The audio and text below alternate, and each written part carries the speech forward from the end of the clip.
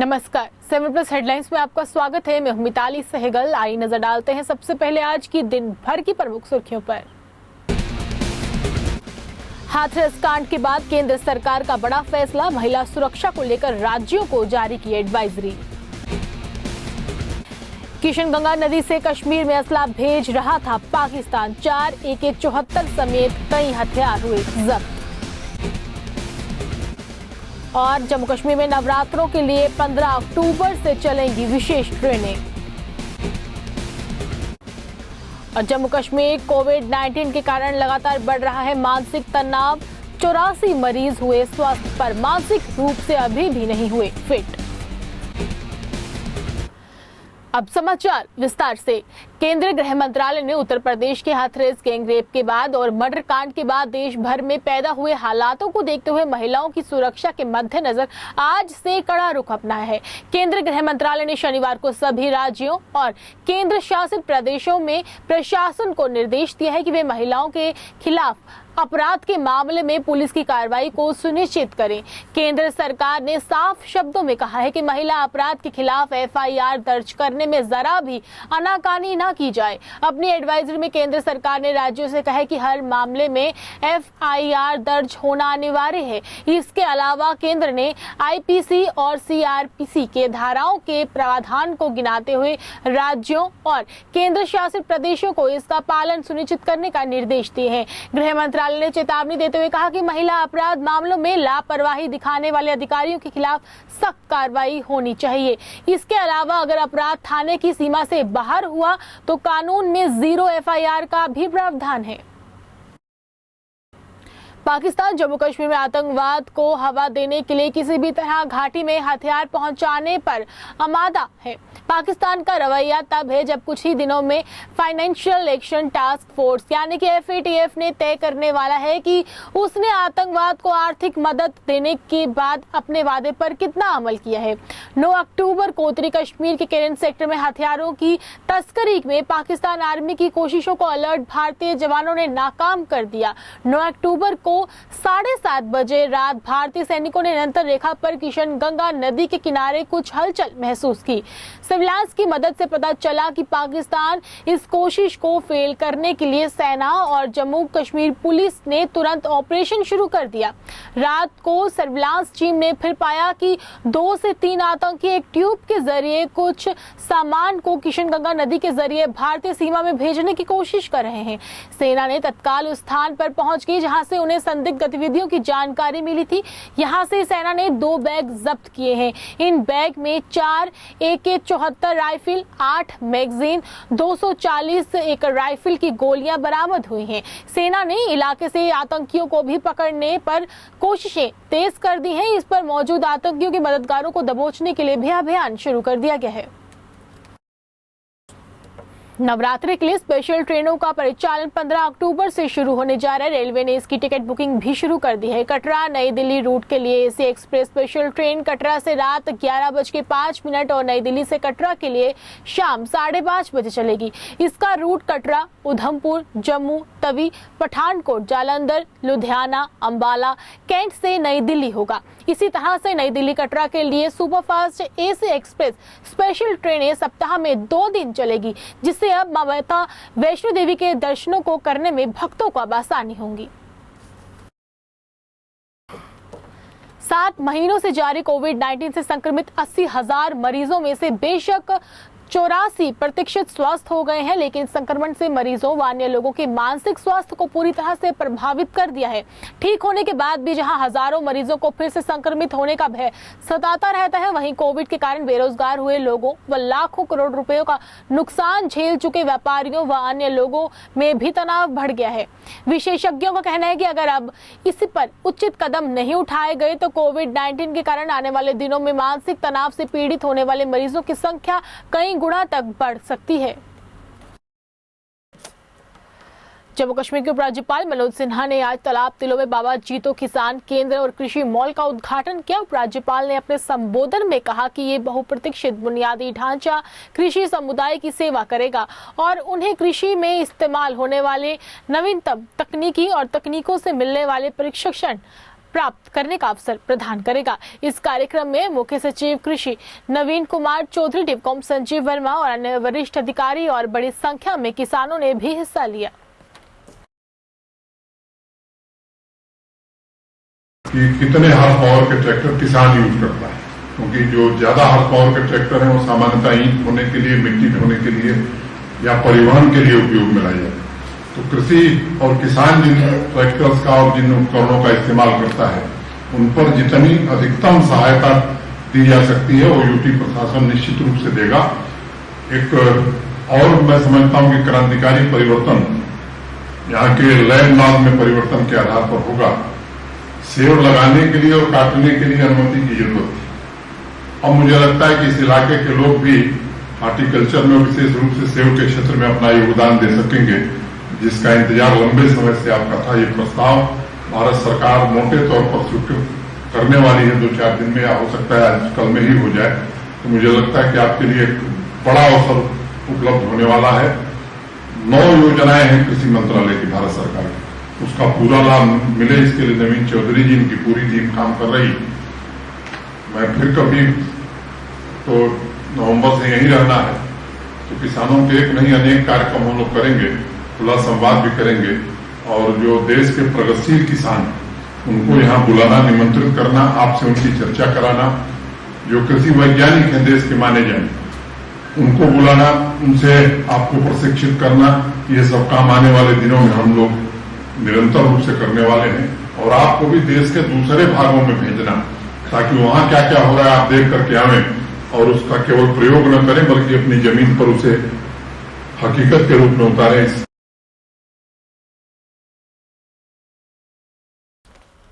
बिजली विभाग के प्रधान सचिव रोहित कंसल ने आज जम्मू कश्मीर में आगामी सर्दियों के मौसम में बिजली आपूर्ति के संबंध में बिजली विकास यानी कि पीडीडी की तैयारियों के समीक्षा के लिए वरिष्ठ अधिकारियों के साथ एक बैठक की, जिसमें उन्होंने ट्रांसमिशन लाइनों और बिजली आपूर्ति लाइनों के साथ साथ पेड़ों की शाखाओं को काटने और ट्रांसफॉर्म के बफर स्टॉक को बढ़ाने और साथ ही डिविजनल कंट्रोल रूम की स्थापना और भी कई अन्य मुद्दों पर चर्चा की।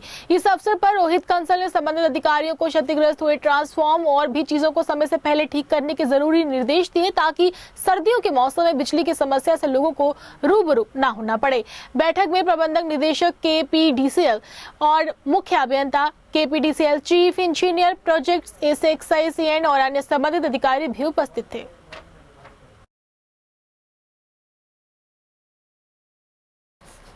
किसानों की ओर से रविदास सभा ग्राउंड बहुत चौक में किसान सम्मेलन का आयोजन किया गया, जिसमें AIC से इंचार्ज जम्मू कश्मीर अफेयर रजनी पाटिल ने शिरकत की। इस मौके पर कार्यक्रम में किसान विरोधी बिलों का विरोध करते हुए उन्होंने कहा कि जब तक इन केंद्रों किसान विरोधी बिलों को वापस नहीं लेगी, उनका विरोध ऐसा ही जारी रहेगा। इस अवसर पर PCC प्रधान GA मीर रमन भल्ला सहित कई अन्य नेता भी मौजूद थे। युवा विरोधी, व्यापार विरोधी भी वापस लेना पड़ेगा और वो राहुल गांधी जी और सोनिया जी की वजह से होगा, क्योंकि इस देश के पूरे किसान 67 करोड़ लोग, इसीलिए उसकी जो MSP की बात हम कर रहे हैं, स्वामीनाथन कमेटी का रिपोर्ट था कि जिसमें डेढ़ गुना पैसा मिलना चाहिए, जिसकी उपज है उसको 1.5 गुना प्रॉफिट होना चाहिए, उसके लिए उन्होंने लिखा था। वो हमने मांग की है, लेकिन वो तो छोड़िए, 2 गुना करने की मांग की थी। मोदी जी ने बोला था 2022 में हम 2 गुना करेंगे आयोजन का, लेकिन वो तो हुआ नहीं। उल्टा आज किसानों की बदहाल दिखाकर स्वरूप जो किया गया है वो मोदी जी के इस निर्णय से हुआ है। मेमोरेंडम जो गवर्नर साहब के लिए हमने तैयार किया है हमारे जम्मू कश्मीर कांग्रेस ने, उसमें खास तौर पे किसानों की बात की है, फिर हमारे जो जम्मू कश्मीर के जो इश्यूज है उसके लिए बात की है, जो मैंने अभी भाषण में भी बोला, स्टेटहुड की बात की है, और जो जम्मू कश्मीर के युवाओं की बेरोजगारी के लिए बात की है, फिर जो 4G वाला मामला है, जमीन का मामला है, ये सब बातें हमने पूछी। मुझे नहीं लगता है ऐसे कांग्रेस के कार्यकाल में, जब कांग्रेस केंद्र में थी तो मुझे तो लगता है कि हमेशा उन्होंने साथ लेने की कोशिश की है। जो अभी स्टेट गवर्नमेंट का क्या रवैया रहा होगा वो हम अभी पीछे के सरकार का लिए कैसे में बता सकते हैं। तो मिलना ही चाहिए। मैंने पहली बार ऐसे देखा है कि स्टेट से यूनियन टेरिटरी बनती है, यूनियन टेरिटरी से स्टेट बनता है, लेकिन स्टेट से यूनियन टेरिटरी बनाने का काम इन लोगों ने किया है, टुकड़े करवा दिए इसमें, और ये बोलते हैं कि हम यहाँ पे इसका धार्मिक मुद्दा बना रहे हैं और धार्मिक फूट कर रहे हैं, वो हम मान्य नहीं करेंगे। वर्ल्ड मेंटल हेल्थ डे पर आज मानसिक डॉक्टर मनु अरोड़ा ने लोगों को स्वस्थ रहने के लिए संदेश दिया। उन्होंने कहा कि हर साल 10 अक्टूबर को विश्व मानसिक स्वास्थ्य दिवस मनाया जाता है। इसका मुख्य उद्देश्य लोगों को मानसिक सेहत के प्रति जागरूक करना होता है। खासकर कोरोना काल में मानसिक रूप से सेहतमंद रहना बेहद जरूरी है। फिलहाल मानसिक बीमारी की कोई जांच उपलब्ध नहीं है। वहीं डॉक्टर अरोड़ा ने कहा कि ऐसे में जागरूकता ही एक सुरक्षा कवच है। अगर आप भी मानसिक तनाव महसूस करते हैं तो अपने परिवार के सदस्य अथवा डॉक्टर से जरूर परामर्श लें। आज का दिन जो है उसको हम वर्ल्ड मेंटल हेल्थ डे के हिसाब से मनाते हैं। दुनिया भर में ये दिन मनाया जाता है। इस 10 अक्टूबर का महत्व ये है कि इसके द्वारा जितने लोगों तक हम पहुंच सकें और उनको मेंटल हेल्थ प्रॉब्लम्स के लिए अवेयर किया जा सके, उनको समझाया सके ये सही बीमारियां हैं, इनका इलाज हो सके। तो ये जो पर्पस है, ये पर्पस है वर्ल्ड मेंटल हेल्थ डे का। इस बार की जो इसकी मुख्य थीम ये है कि मेंटल हेल्थ फॉर ऑल, माने कि बहुत सारे ऐसे देश भी हैं जहाँ पर बहुत सारे साइकियाट्रिस्ट होने के बाद, बहुत मेंटल हेल्थ सर्विसेज होने के बियॉन्ड, तब भी बहुत सारे लोगों को वहाँ पे सर्विस प्रोवाइड नहीं हो पाती। और हमारे जैसे देश में जहाँ पे साइकियाट्रिस्ट की तादाद बहुत कम है, मेंटल हेल्थ सर्विसेज बहुत कम है, जम्मू में बात करें तो इकलौता यही हॉस्पिटल है। तो कैसा हम करें कि कितना इन्वेस्टमेंट करें मेंटल हेल्थ में कि ये सर्विसेज जिसको और जब चाहिए मिल सके। जैसा कि आप जान रहे हैं कि आजकल कोविड के टाइम पे, कोविड-19 के टाइम पे पिछले 6-7 महीने हम सबके लोग के लिए बहुत ही दुखद रहे हैं, बहुत सारी परेशानी से निकले हैं, बच्चों के लिए, हमारे लिए। तो बहुत सारे लोग या खासकर बच्चे जो हैं इसके दौरान जैसे अपने क्लासेस को ऑनलाइन पढ़ रहे हैं, बच्चों से नहीं मिलना, स्कूल ना जाना, एक बंद से इन्वायरमेंट इतने महीने रहने के बाद हम ऐसा देख रहे हैं कि बहुत सारे लोग बहुत एंजाइटी, डिप्रेशन के चलते हमारे पास आ रहे हैं। और ऐसा भी देखा गया कि रिसेंट टाइम्स में कुछ सुसाइड के इंसिडेंसेस भी बढ़े हैं, हमारे जम्मू जैसे इलाके में भी बढ़े हैं। तो बेसिक पर्पस ये है कि हम अच्छे माहौल में रहें, अपने भाई बहनों के साथ, माता पिता के साथ जितना शेयर कर सके, अच्छे दोस्तों के साथ शेयर कर सके, ताकि ये प्रॉब्लम में कम से कम हो और ज़्यादा से ज़्यादा हम लोगों तक पहुंच सके, ज़्यादा से ज़्यादा लोग हमारे पास आ सके जब उनको प्रॉब्लम है। बीजेपी ओबीसी सेल की ओर से जम्मू ईस्ट जिला में लोगों की सहूलियत के लिए शिविर लगाकर डोमिसाइल सर्टिफिकेट बांटे गए। इस मौके पर पूर्व एमएलसी अशोक खजूरिया, बीजेपी उपाध्यक्ष युद्धवीर सेठी तथा वरिष्ठ पत्रकार ने इलाकों के लोगों में डोमिसाइल सर्टिफिकेट बांटे। जन जन तक सुविधा पहुंचाने के मकसद से इस कार्यक्रम का आयोजन किया गया था, जिससे लोगों को काफी राहत मिलेगी। ये जो सेल है हमारा ओबीसी सेल, इस सेल ने जिस ढंग से अपना काम शुरू किया हुआ है, क्योंकि ओबीसी में हमारी पैठ पहले कम थी। अब इस पैठ को पक्का करते हुए हमने इसको मजबूत ही नहीं किया, इस सेल को एक ऐसा सेल बना दिया है जिस सेल में यहाँ के कार्यकर्ता और वो लोग जिन्होंने कभी बीजेपी को वोट नहीं दिया है, वो भी जुड़ना शुरू हो गए। इसलिए आज के दिन मैं ओबीसी सेल को भी मुबारकबाद देता हुआ और अपने संगठन जिसके कि वाइस प्रेसिडेंट साहब श्री युद्धवीर सेठी साहब आए हुए हैं, इन सबको मुबारक देता हूं। और ख़ासकर सुहेल काज़मी साहब जो कि मेरे अजीज़ हैं और हमेशा मुझे अच्छा परामर्श देते रहते हैं। तो मुबारकबाद भी देता हूँ, शुक्रिया अदा भी करता हूँ कि आज लोग परेशान हैं डोमिसाइल सर्टिफिकेट को लेके, क्या फॉर्मेलिटीज़ है, कहाँ बनता है, और आम जनता बड़ी परेशान थी। ये कैंप जो है ईज आउट करेगा आम इंसान की प्रॉब्लम के। तहसीलदार साहब और नायब तहसीलदार और पटवारी यहीं बैठ के आपको शाम तक मैक्सिमम लोगों को डोमिसाइल सर्टिफिकेट ऑन स्पॉट जारी करेंगे। मैं समझता हूँ इससे बाकी जगहों भी जो है इसकी शुरुआत हुई है, इस तरह के कैंप आगे भी लगेंगे और आम बंदा जो है, आम इंसान जो है, जो डीसी ऑफिस नहीं समझता जाना या समझ नहीं आती, उसकी जो ये प्रॉब्लम है डोमिसाइल सर्टिफिकेट की, वो हल होगी। मैं इनका शुक्रिया भी करता हूँ, मुबारकबाद भी करता हूँ। सबका बहुत धन्यवाद करता हूँ कि ओबीसी मोर्चा का कार्यक्रम करने के लिए वो यहाँ पर आए हैं, और यहाँ के कारपोरेटर जो यहाँ है उनका भी बहुत सहयोग करता हूँ, धन्यवाद करता हूँ।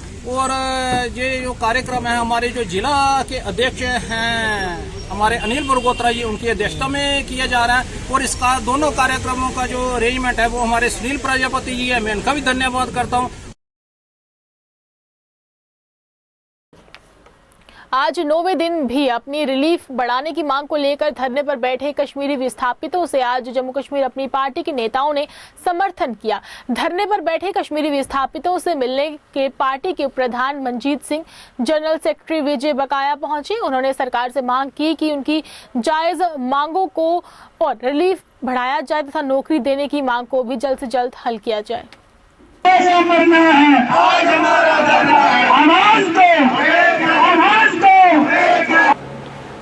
देखिए, ये तो रिलीफ बढ़ाने का मसला हमेशा से चलता आया है, और हम भी वक्तन फ़वक्तन ये आवाज़ उठाते आए हैं कि 13,000 का रिलीफ 4 लोगों के लिए बहुत कम है, इसको बढ़ाना भी चाहिए।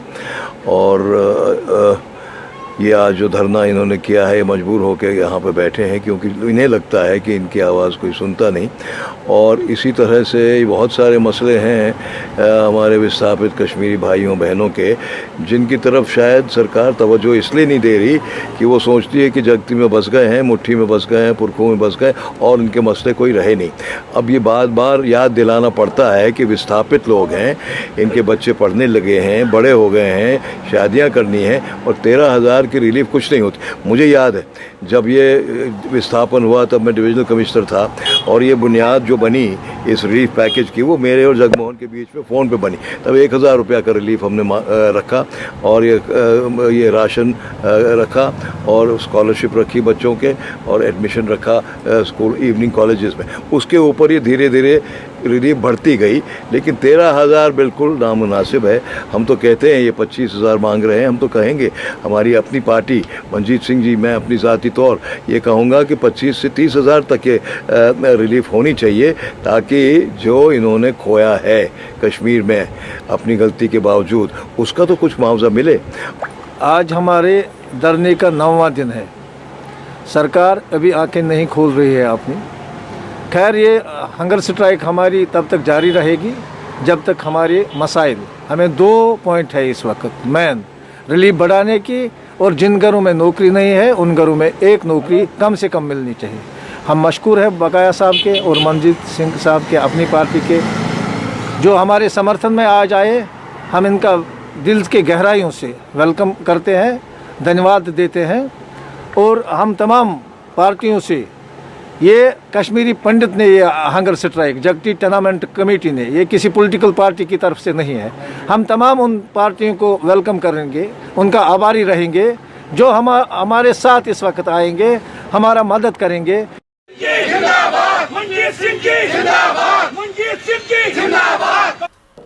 उपराज्यपाल के आश्वासन पर कश्मीरी विस्थापितों के लिए केंद्र द्वारा जारी सभी स्कीमों का लाभ देने पर जगती माइग्रेंट कैंप में शिविर का आयोजन किया गया। इस मौके पर विस्थापितों को राहत देने के मकसद से केंद्र व प्रदेश शासन द्वारा चलाई गई स्कीमों व लोगों को प्रदान की गई।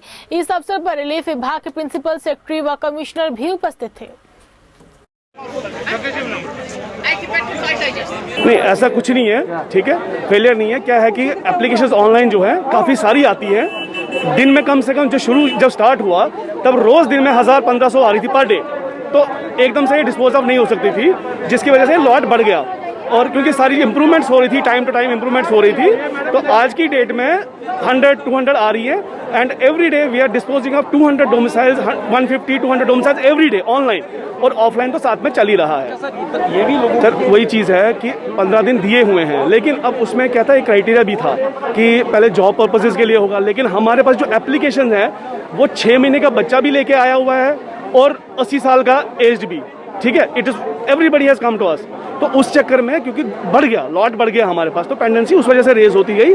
वी आर ट्राइंग, हम हर रोज जो every day we try to issue 200 domiciles, 150 200, क्योंकि इससे ज़्यादा नहीं निकल पाता है ऑनलाइन। बेसिकली हमारी ICDS की स्कीम है PMVY। ये जो हमारी प्रेग्नेंट लेडीज़ होती हैं जिसका फर्स्ट इशू होता है उसको सरकार की तरफ से 5000 की मदद दी जाती है। उसी सिलसिले में आज हमने यहाँ कैंप लगाया हुआ है। जी सबके लिए, जिसका भी पहला इशू हो, पहला बच्चा जिस भी लेडी का होगा उसको 5000 की मदद दी जाएगी। नहीं ऐसा कुछ भी नहीं है, सबके लिए इक्वली है।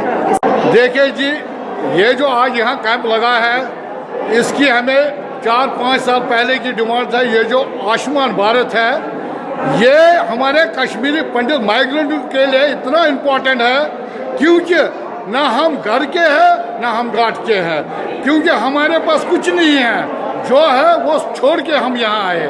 इसलिए इसमें हमें ये जो आयुष्मान भारत ये तुरंत लागू होना चाहिए कश्मीरी पंडित को। जम्मू कश्मीर अपनी पार्टी की नीतियों से प्रभावित होकर आज कई लोगों ने पार्टी का दामन थामा। इस मौके पर पार्टी के प्रधान मनजीत सिंह ने पार्टी में ज्वाइन किए गए नए चेहरों का हार पहनाकर जोरदार स्वागत किया। इसी के साथ उन्होंने लोगों के बीच जाकर अपना जनाधार मजबूत करने के लिए भी लोगों के हित में काम करने को कहा, ताकि लोगों के लंबित पड़े काम भी जल्द से जल्द पूरे हो सके। जम्मू कश्मीर अपनी पार्टी के ऑफिस में हमारे एक्टिव कार्यकर्ता जनमीत बाली के साथ लगभग 1 दर्जन नौजवानों ने पार्टी ज्वाइन की है। मैं बतौर प्रोविंशियल सदर उनका पार्टी में वेलकम करता हूं और इनको ये यकीन दिलाता हूं कि जिस उम्मीद के साथ ये पार्टी के साथ जुड़े हैं, मैं और मेरी पार्टी पूरा जोर लगाएंगे कि इनकी उम्मीदों पे हम पूरा उतर सकें। यहाँ आज इन्होंने एक बात ये की है कि पंजाबी भाषा जो हमारी यहाँ पे प्लेन एरिया में ये पंजाबी भाषा बोली जाती थी, लेकिन अब जब ये इन्होंने पंजाबी भाषा को जो लैंग्वेज का इन्होंने निकाला है उसमें पंजाबी भाषा को नहीं रखा, तो उसके लिए यहाँ के लोगों में बहुत रोष है, खासतौर से सिख समुदाय में इस बात का बहुत रोष है। पीडीडी में लंबे समय से काम कर रहे कैजुअल लेबर्स व नीड बेस्ड अस्थायी कर्मचारियों ने उन्हें पक्का करने की मांग पर जारी प्रदर्शन आज 6वें दिन भी जारी रहा। प्रदर्शनकारियों ने पीडीडी चीफ इंजीनियर कार्यालय के सामने एकत्रित होकर जोरदार तरीके से प्रदर्शन किया। संगठन के सदस्यों का कहना है कि पीडीडी विभाग में कैजुअल लेबर्स व नीड बेस्ड के तौर पर काम कर रहे कर्मचारियों को प्रशासन की ओर से खाली अब तक आश्वासन ही मिलते आ रहे हैं, जिसके चलते आज तक कैजुअल लेबर्स व नीड बेस्ड को पक्का नहीं किया जा रहा है। प्रदर्शनकारियों ने कहा कि जब तक उनकी मांगे पूरी नहीं की जाएंगी तब तक उनका विरोध प्रदर्शन जारी रहेगा, जिसका प्रशासन खुद जिम्मेवार होगा। बच्चे भूखे मरते हैं, हाय हाय करते हैं। बच्चे भूखे मरते हैं, हाय हाय करते हैं। हम पीडीडी के लोग हैं जो 15 सालों से प्रदर्शन धरने कर रहे हैं, तो हमारी जो परेशानियां हैं हम बहुत मजबूर हो चुके हैं, क्योंकि जो हमारा 3169 का एक डाटा था उसमें जो 2707 लोग हैं उनकी NIC हुई, उनको बेजिस दी जा रही है। उसमें 462 लोग जो हैं उनकी NIC नहीं हुई, उनको बेजिस नहीं दी जा रही है। हम कहते हैं जैसे 2707 को बेजिस दी जा रही है, 462 की भी जल्दी से NIC की जाए और 462 को भी बेजिस दी जाए, और जो 408 लोग हैं और उनकी जो बेजिस दी जाए और उनकी भी NIC की जाए, क्योंकि उनका जो 408 का जो डाटा है वो फाइनेंस डिपार्टमेंट के पास नहीं अभी पहुंचा, अभी चीफ ऑफिस से MD ऑफिस में जो मैनेजिंग डायरेक्टर हैं जो उनके ऑफिस में। हम ये रिक्वेस्ट करते हैं कि वो जो डाटा है वो भी फाइनेंस डिपार्टमेंट में पहुंचा जाए, और 462 की तो 407 की जो NIC जल्दी की जाए, उनको 407 को 462 को भी बेजिस दी जाए। 99 लोग हैं जिनमें 25 लोगों की वो NIC हुई है। बच्चे भूखे मरते हैं, हाय हाय करते हैं। बच्चे भूखे मरते हैं, हाय हाय करते हैं। विकास कार्यों की कड़ी को आगे बढ़ाते हुए आज नगर निगम मेयर ने वार्ड नंबर 32 में नाले का काम शुरू करवाया, जिसका शुभारंभ मेयर चंद्रमोहन गुप्ता व पार्षद ने किया। मेयर ने कहा कि लोगों की लंबे समय से मांग को ध्यान में रखते हुए इस काम को शुरू करवाया गया है। उन्होंने कहा कि विकास करवाने में नगर निगम वचनबद्ध है, लेकिन अब विकास कार्यों में तेजी लेने के प्रयास किए जा रहे हैं।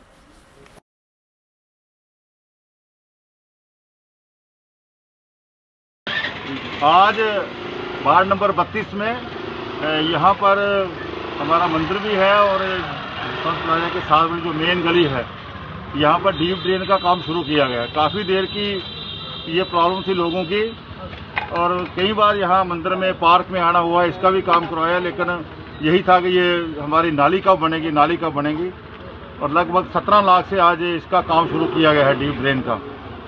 हर वार्ड में 25-25 लाख रुपया इस काम के लिए रखा था, जो ड्रेन्स के लिए डीप ड्रेन में, और भी इसके साथ 25 लाख में 2-3 काम होंगे। आज हमारे साथ हमारे इस मंडल के जो मंडल अध्यक्ष हैं केशव चोपड़ा जी, ऑनरेबल कॉरपोरेटर सतपाल कलूपिया जी, हमारी बहन रीना जी, मातृशक्ति और जितने भी हमारे सीनियर दुबे जी, जितने भी ये श्रेष्ठ कार्यकर्ता हैं यहाँ, विशेषकर गुरचरण सिंह जी, और ये काम शुरू किया। इसी तरह पूरे 75 वार्डों में ऐसे ही 25-25 लाख का काम ड्रेन्स का, ऐसे ही 25-25 लाख का काम जो वाटर बॉडीज इन वार्ड में है उसका, 25-25 लाख का काम जो हमारे शमशान घाट, देवजाड़, शिशु समाधि है उसका अलग, और 25-25 लाख का काम जो हमें गवर्नर साहब दे के गए थे उसका। ये 4 उसके अलावा जो काम हो रहे हैं वो अलग से काम हो रहे हैं। हर वार्ड में ये काम शुरू हो गए और कुछ हो रहे हैं। आने वाले समय में पार्कों के लिए अलग हमने 5-5 लाख रुपये दिया था, वो भी काम हो गए हैं। सबसे बड़ा काम जो जम्मू म्युनिसिपल कॉर्पोरेशन ने किया है जम्मू शहर के लिए 75 वार्डों के लिए लगभग 100 करोड़ का जो स्ट्रीट लाइट का जो एक नेशनल स्ट्रीट लाइट जो प्रोजेक्ट है वो जम्मू शहर में चल रहा है, काम कर रहे हैं उसके ऊपर। जम्मू संभाग में डोगरी भाषा को जल्द से जल्द आधिकारिक भाषा के तौर पर लागू करने जैसी अन्य मांगों पर विभिन्न डोगरी व अन्य संगठनों ने सवाल उठाए हैं। डोगरी स्टूडेंट स्कॉलर फोरम और डुगर मंच जम्मू ने डोगरी को बढ़ावा देने पर बल दिया, जिस पर जम्मू कश्मीर के सभी स्कूलों में डोगरी भाषा को बच्चों को पढ़ाने व काम शुरू किया जाएगा। डुगर मंच जम्मू के प्रधान मोहन सिंह ने कहा कि केंद्र शासित प्रदेश में होने वाले कार्यक्रम में डोगरी भाषा को अनिवार्य करने की प्रशासन से हम मांग करते हैं। दोस्तों ऐसा है कि डोगरी कन्नै जी नाइंसाफी हुआ करती है, बेजाबतियां हुआ करदियां न, जेह्ड़ा इसी अंडर एस्टिमेट किया जा करता है। ये सारी गल अस उसदे आस्तै कट्ठे होए दे आं इत्थै करने आस्तै। साढ़ियां बड़ियां सिद्धियां पद्धरियां डिमांडां न, कोई ज़्यादा लेच पलेच उंदे च कोई नहीं है। अज्ज डोगरी साड़ी स्टेट दी, साड़ी यूटी दी राजभाषा हो चुकी दी है, उसी ऑफिशियल लैंग्वेज भी मन्नी लिया। इ'यां भी जिम्मेदारी हूँ बधी जाती है सरकार की, 8 शेड्यूल च पहले गै। और फिर इस खित्ते की ये भाषा है बड़ी पुरानी, सारे जानते हैं।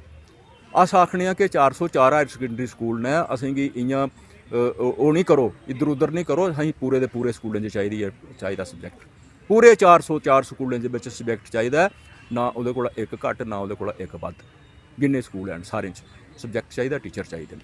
अस आखने जिन्ने कॉलेज हैं इत्थै डुगर प्रदेश च, जिन्ने भी कॉलेज हैं, भावें वो प्राइवेट ने भावें वो सरकारी ने, उन्हें सारे दे विच हायर सकैंडरियां भी भावें जिहड़ियां प्राइवेट ने उंदे च भी असेंगी सब्जैक्ट चाहिदा ते कॉलेजें च भी चाहिदा।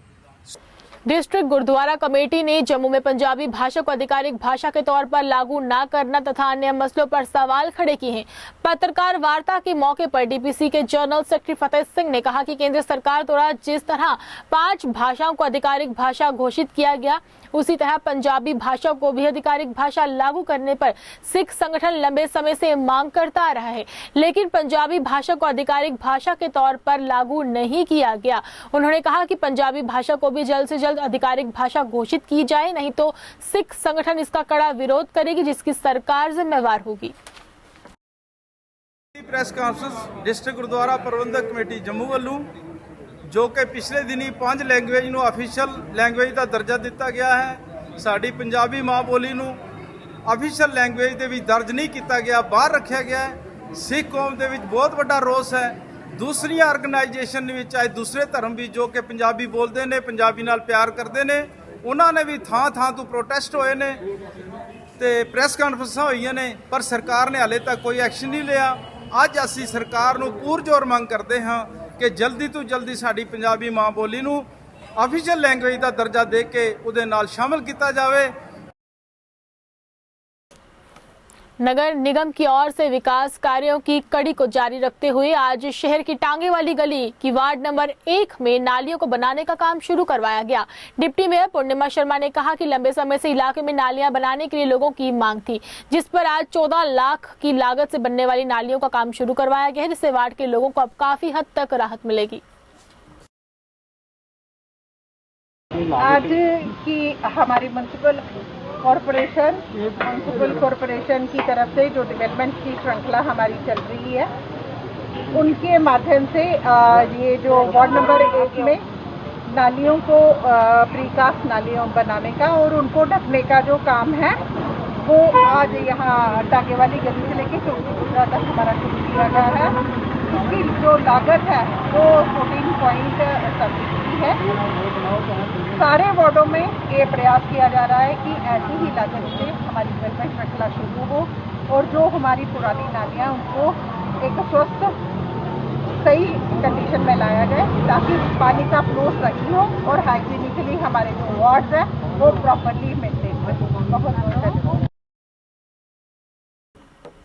सतवारी इलाके के कंटेनमेंट एरिया के वार्ड नंबर 1, 2 और 7 में शिविर लगाकर लोगों में आयुष्मान कार्ड व लेबर कार्ड वितरित किए गए, जिसका उद्घाटन पार्षद पवन शर्मा ने किया और लोगों में कार्ड बांटे। पार्षद पवन सिंह ने कहा कि मोदी सरकार द्वारा चलाई गई इन हेल्थ स्कीम का लोगों को भरपूर लाभ लेना चाहिए। इसी के साथ उन्होंने लेबर क्लास को श्रम विभाग में पंजीकृत करवाकर सरकार द्वारा दी जाने वाली राहत राशि का भी लाभ मिलेगा। कार्यक्रम में सोशल वर्कर्स ऋषि दत्त शर्मा विशेष तौर पर उपस्थित थे।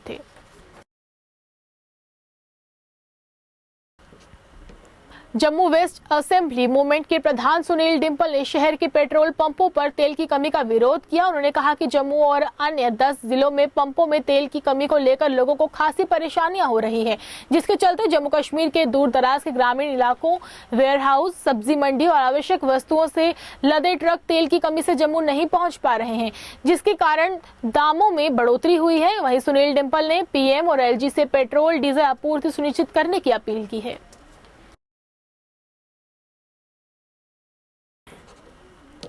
वार्ड नंबर 1 के लोगों को आयुष्मान भारत स्कीम के तहत कार्ड बनाने के लिए शिविर का डिप्टी मेयर पूर्णिमा शर्मा ने उद्घाटन किया। पूर्णिमा शर्मा ने कहा कि लोगों को स्कीम का भरपूर लाभ लेना चाहिए, जिस पर लोगों को 5-5 लाख तक के बीमा दिया जाएगा। उन्होंने शिविर में आकर अपना कार्ड बनवाने पर लोगों से अपील की है।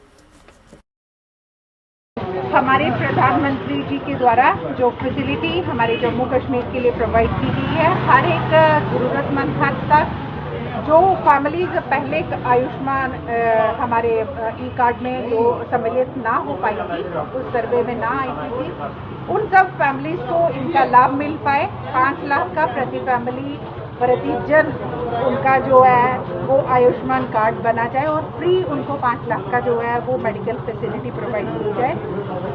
आज हमारे वार्ड नंबर 1 में आज 8वां दिन है जब ये कैंप सारे हमारे 8 बूथ हैं।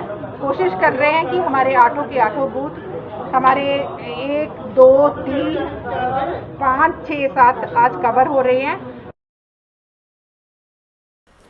सीमावर्ती इलाका परगवाल में एक बैठक का आयोजन किया गया। इस बैठक में मुख्य तौर पर एसडीएम अनिल कुमार ठाकुर, तहसीलदार इम्तियाज अहमद, बीडीसी चेयरपर्सन निशा कुमारी, सरपंच, पंच और 21 डिपार्टमेंट के अधिकारी उपस्थित रहे। इस बैठक में सरपंचों और पंचों ने अपनी शिकायतें एसडीएम अनिल कुमार ठाकुर के समक्ष रखी और एसडीएम अनिल कुमार ठाकुर ने अलग अलग डिपार्टमेंट से अधिकारियों को कहा कि जो भी काम लंबित पड़े हैं उनको जल्द से जल्द पूरा किया जाए। ऐसा हमारा ये जो मैं जब से यहाँ 1.5 साल से आया हूँ, हमारी ये 4वीं-5वीं मीटिंग परगवाल में हुई है और हर तहसील में ऐसे ही मीटिंगें होती हैं और इनके जो मसले होते हैं, जो गिले शिकवे होते हैं, जहाँ डिपार्टमेंट नहीं पहुँच सकते हैं, उनको हम यहाँ पे लाते हैं और उनकी फील्ड फंक्शनर्स के सामने उनको हिदायत जारी होती है और ये सिलसिला जारी रहेगा। आज जो हमारा यहाँ आना था वो बैक टू विलेज में कुछ पहले दिन और दूसरे दिन सरपंच हजरात और पब्लिक के बीच में डिपार्टमेंट जो है नहीं पहुंच पाया। और अज जी साड़ी बैठक हुई है एसडीएम साहब कन्नै वीडियो ऑफिस अंदर और ये इतिहास मेरा ख्याल है पहली बारी जिन्ने भी साढ़े अज तक सरपंच बनते आए, पंचायत बनदी आईयां, लेकिन पहली बार एक एक एकता दसी है, सारे सरपंच और पंच इकट्ठे करिए और सरकार गी ये दसिया ਜਿਹੜਾ बैक टू विलेज के बारे सारी एकता ही तो 3 बारी वाकआउट किया और अज ਉਹਦਾ असर होया। कल ਜਿਹੜਾ तहसीलदार साहब ने बाकायदा SDM के साखी है और ऐसे अफसर आ रहे इंजीनियरिंग ऑफिसर ਜਿਹੜੇ आए रहे अज सारे और उनके बाकायदा टैलीफोन नंबर और सारे तहसीलदार साहब ने असें दिते कि हर मंथली मीटिंग जी है इयां गै हुआ करो और जो अज कम उन्हें दसे महीने के बाद उनका अस बाकायदा उनके को पता लगे भाई किन्ने किन्नी तुसें डिवेलपमेंट की है। ब्लॉक सतवारी की पंचायत दड़प के गांव ख्वावस्का में कृषि विभाग द्वारा जागरूक कैंप का आयोजन किया गया, जिसमें किसानों को सरकार की योजनाओं के बारे में जागरूक करने के साथ साथ किसानों में सब्जियों के बीज भी वितरित किए गए। पंचायत के नायब सरपंच प्रवीण कुमार की अध्यक्षता में लगाए गए इस 1 दिवसीय जागरूक कैंप के दौरान कृषि विभाग के अधिकारियों ने किसान और सरकार की योजनाओं के बारे में विस्तार से जानकारी दी और किसानों से अपील करते हुए कहा कि वे इन योजनाओं का लाभ जरूर उठाएं।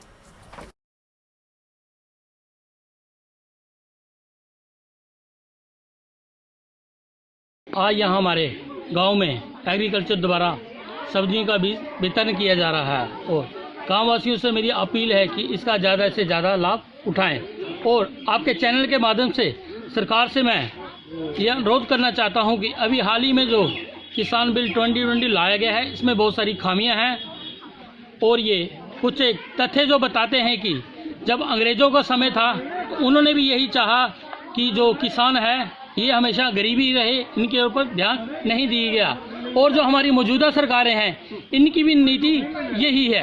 अब लगभग हमारे गांव का 52% जो लोग हैं वो खेतीबाड़ी के व्यवसाय से जुड़े हुए हैं।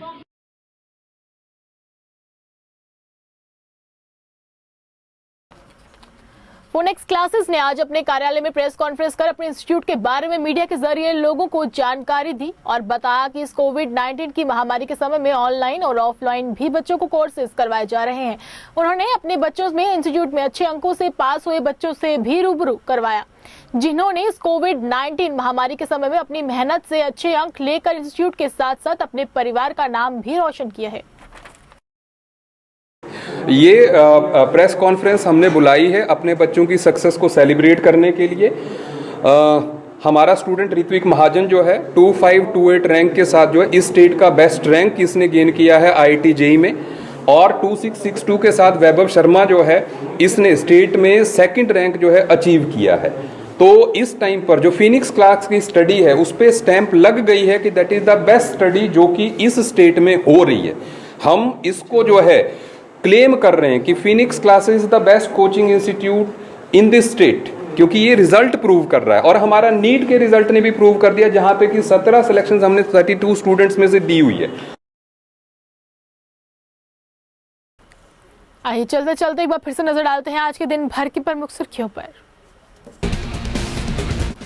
हाथरस कांड के बाद केंद्र सरकार का बड़ा फैसला, महिला सुरक्षा को लेकर राज्यों को जारी की एडवाइजरी। किशनगंगा नदी से कश्मीर में असला भेज रहा था पाकिस्तान, 4 AK-74 समेत कई हथियार हुए जब्त। और जम्मू कश्मीर में नवरात्रों के लिए 15 अक्टूबर से चलेंगी विशेष ट्रेनें। और जम्मू कश्मीर कोविड-19 के कारण लगातार बढ़ रहा है मानसिक तनाव, 84 मरीज हुए स्वस्थ पर मानसिक रूप से अभी भी नहीं हुए फिट। 7+ हेडलाइंस के आज के अंक में बस इतना ही। मुझे और मेरी टीम को दीजिए इजाजत और आप देखते रहिए 7+ चैनल। नमस्कार।